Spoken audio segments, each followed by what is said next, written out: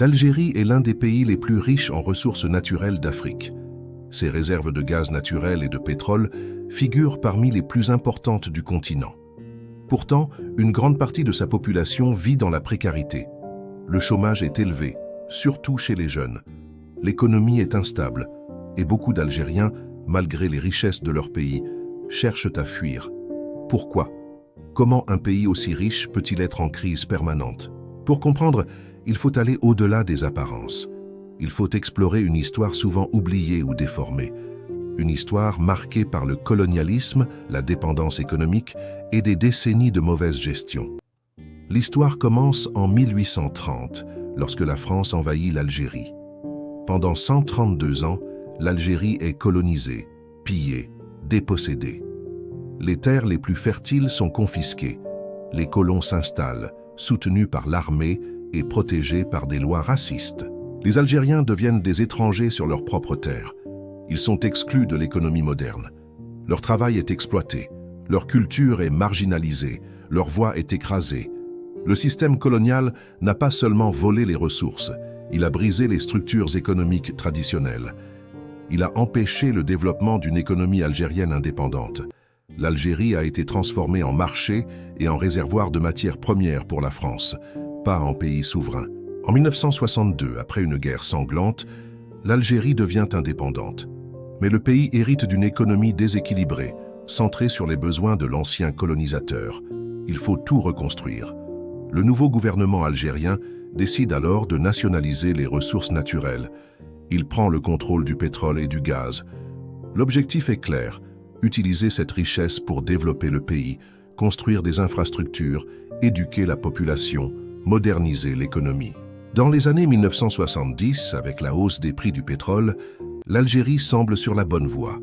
L'État investit massivement dans l'éducation, la santé, les transports. Des progrès sont visibles, mais la croissance repose sur un seul pilier, les hydrocarbures. L'économie reste dépendante des exportations de pétrole et de gaz. Cette dépendance est dangereuse. Elle rend le pays vulnérable aux fluctuations du marché international. Quand les prix du pétrole chutent, les revenus de l'État s'effondrent et toute l'économie souffre. Dans les années 1980, c'est exactement ce qui se passe. Les prix baissent, la dette augmente, le chômage explose, la pauvreté s'étend. Et en 1988, des émeutes éclatent dans plusieurs villes du pays. La répression est brutale. Des centaines de jeunes sont tués. Ce climat de crise ouvre la porte à une ouverture politique partielle, mais elle débouche rapidement sur une autre tragédie, la guerre civile. Dans les années 1990, l'Algérie sombre dans un conflit armé entre l'État et des groupes islamistes. Plus de 200 000 personnes meurent. L'économie est paralysée. L'investissement s'arrête. La peur s'installe. Quand le conflit se termine, l'État retrouve un certain contrôle. Mais il maintient un système basé sur la rente pétrolière. Le pouvoir est concentré. La corruption se généralise et les réformes économiques nécessaires sont évitées. Aujourd'hui encore, plus de 90% des exportations de l'Algérie dépendent du pétrole et du gaz. L'agriculture est marginalisée. L'industrie est faible.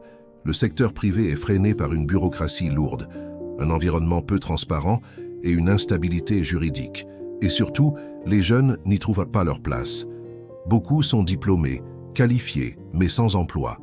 Ils se sentent exclus, oubliés. Le phénomène des haragas, ces jeunes qui risquent leur vie pour traverser la Méditerranée, est la conséquence directe de cette crise. Mais cette situation ne vient pas de nulle part.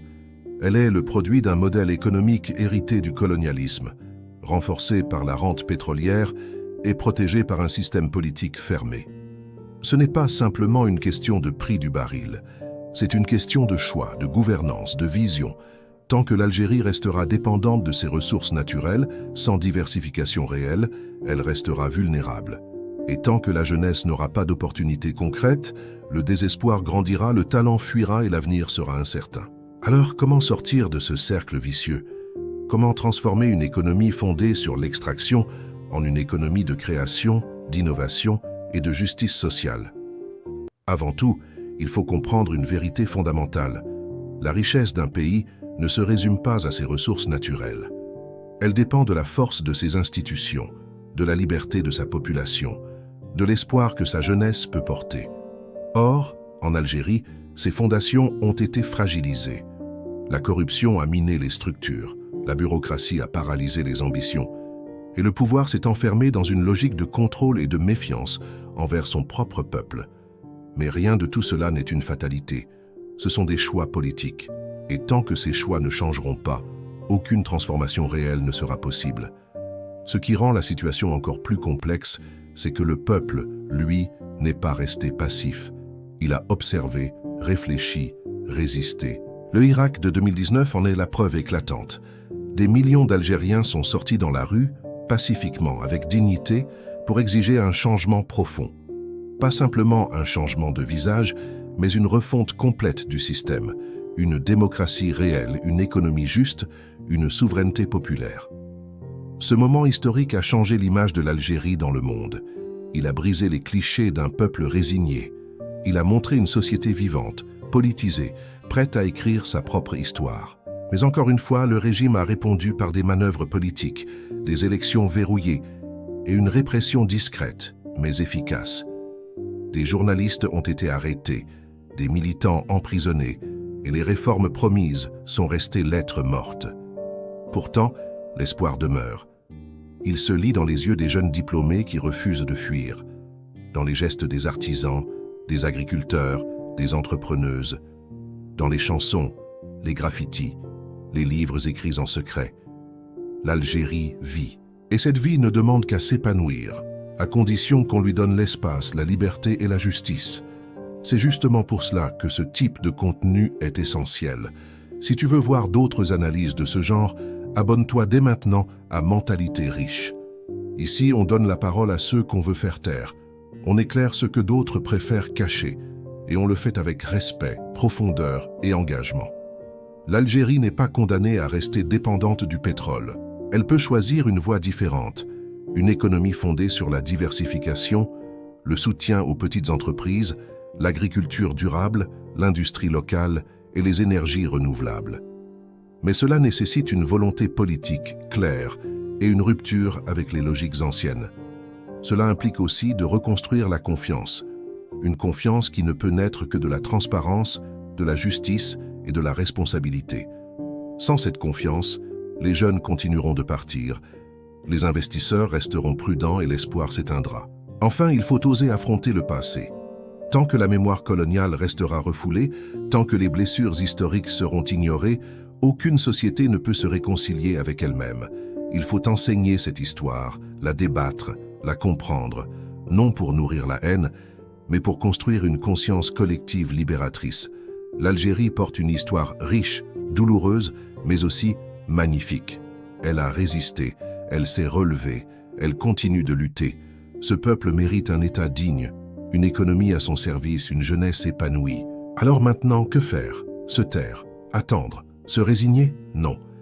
Il faut parler, partager, s'éduquer, s'unir. Le changement ne viendra pas d'en haut. Il viendra de la base, de celles et ceux qui refusent l'injustice et l'amnésie. Si tu as écouté jusqu'ici, écris ton avis en commentaire. As-tu connu ou vu cette réalité? Crois-tu qu'un autre modèle économique est possible pour l'Algérie? Que faudrait-il changer en priorité? Dis-le dans les commentaires. Et surtout, partage cette vidéo. Ta voix, ton action peuvent faire la différence. Parce que l'Afrique a besoin de vérité. Et parce que le silence n'a jamais construit aucun avenir.